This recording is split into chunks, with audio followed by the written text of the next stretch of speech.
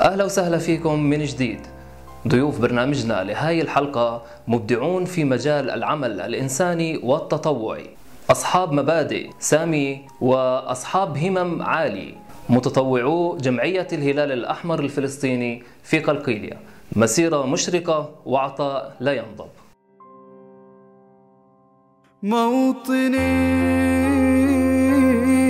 موطني الجلال والجمال والسناء والبهاء في رباك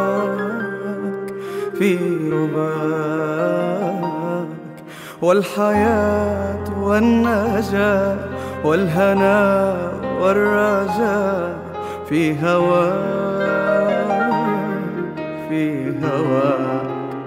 التطوع يعتبر هو أحد المبادئ الأساسية لجمعية الهلال الأحمر الفلسطيني، والجمعية تعتبر من أهم المؤسسات في الوطن التي ترعى التطوع والمتطوعين والعمل التطوعي وتشجع عليه في مجتمعنا الفلسطيني. في الجمعية يعني هناك نقول الآلاف من المتطوعين على مستوى الوطن والشتات.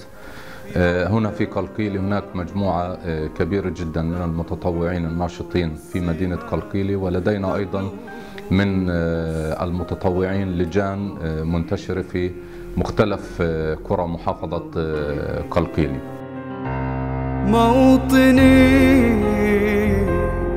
موطني الشباب لن يكل همه أن يستقل أو يبي. المتطوع هو شخص إيجابي يقوم بعمل بدون مقابل بطريق شخصي أو بطريق مجموعة أو ضمن مؤسسات.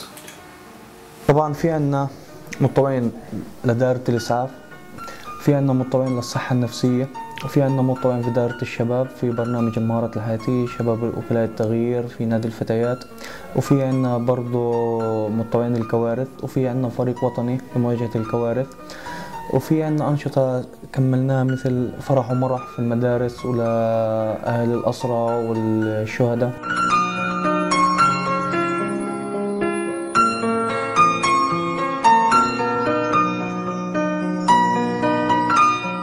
عملنا برنامج للألغام 3 أشهر استمر، وفي حملة نظافة بنقوم فيها، نشاط مع التربية والتعليم رجوع طلاب المدارس الصف الأول، وفي ورش إسعاف أولي نعطيها لطلاب المدارس، وفي عنا نشاط أيام طبية مجانية بيكون من المتطوعين المتواجدين في الجمعية عن طريق الإدارة، محاضرات، وفي عنا دورات بشكل إسعاف أولي، فيرست ريسبوندر، مساعد ضابط إسعاف، سائق إسعاف، دورات نشر تعميم معلومات عن الهلال، في عنا دورات تصوير.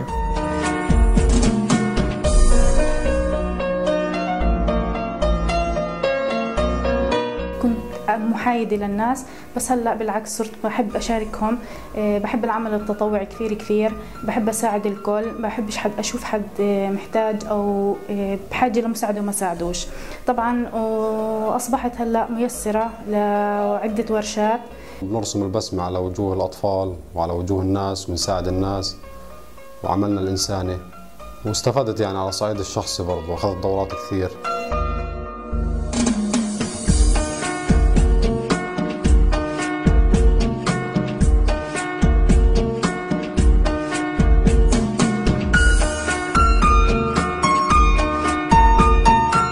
في نشاطات احنا ما بنقدر نغطيها بشكل كامل.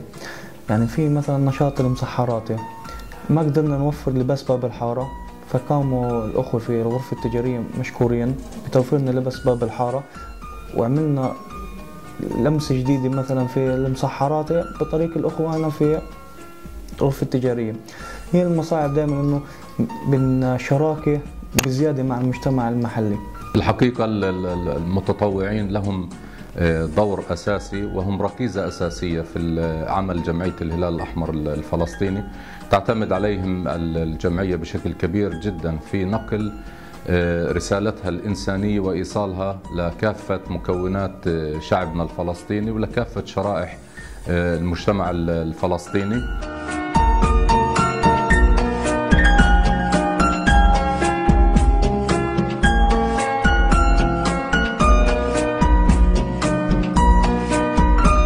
صار من المؤسسات اللي بتداوم في المنطقة انه التطوع في مقابل، فرسالة التطوع اختفت.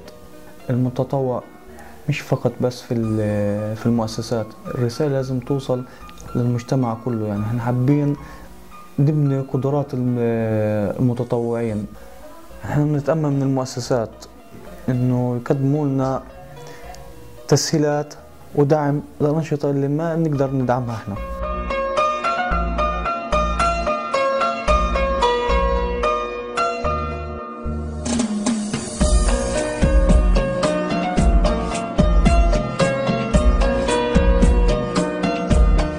طبعا بتقدم باسمي وباسم جميع المتطوعين لجميع المؤسسات اللي بتدعمنا، لعطوفة محافظة قلقيلية ولرئيس البلدية وللمؤسسات الرسمية والأهلية على دعم المتواصل.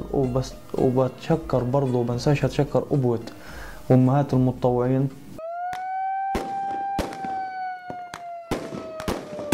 على عهدي على ديني على أرض تلاقيني، أنا لأهلي أنا فديهم، أنا دمي فلسطيني فلسطيني فلسطيني، أنا دمي فلسطيني.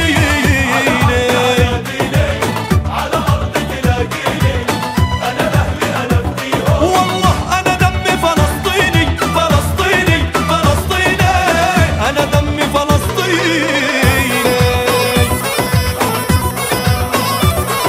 باسمي وباسم جميع المتطوعين أتقدم بجزيل الشكر إلى الأخوة في قلقيلية أولا وبرنامج مبدعين من قلقيلية على هذه اللفتة الجميلة باتجاه العمل التطوعي، وشكرا.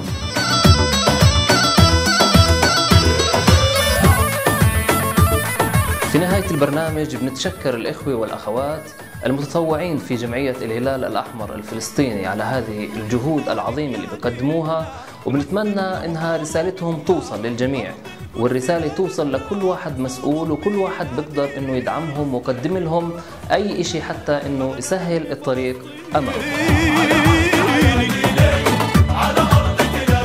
لمشاهدة الحلقات السابقة وتقديم الأفكار والاقتراحات تابعونا على صفحاتنا على الفيسبوك، صفحة قلقيلية أولا وصفحة برنامج مبدعون من قلقيلية، وقناتنا على اليوتيوب. انتظرونا في الحلقة القادمة مع مبدع جديد من مدينتنا الحبيبة.